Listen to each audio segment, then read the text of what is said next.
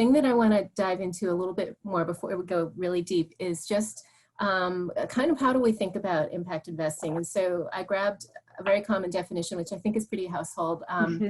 These are investments made with the intention to generate positive, measurable, social, and environmental impact alongside a financial return. Does that make sense? How do you feel about that? Does that make sense to you? Is there anything different about how you look at what you do?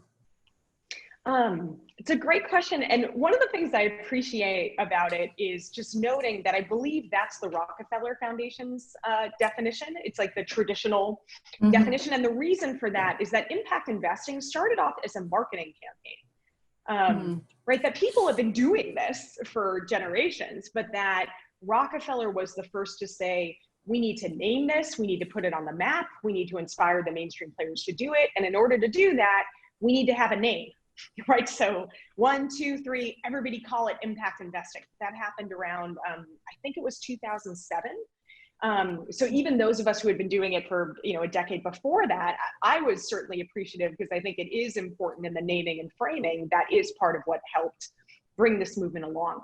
I think as a definition, it's a good starting place. I think the part that requires a deeper interrogation, and that I think is a lot of the substance of my book, is that the intentionality part, right? When it says investments that are intended to do good, who is deciding what that intention is then really matters. And that too often, and I think that this is true whether in the investor context or in the CSR context, if we're just sitting in an office on the 40th floor determining what impact is for a community, then we are likely to fail, right? That like our intention is not going to match the grassroots reality. And that's where I feel like some of the stories you've told me, Amy, over the years of like you being out in the field in India or China or different places and like really making sure that you're hearing directly from whether it's workers or other actors in the supply chain, that there's no shortcut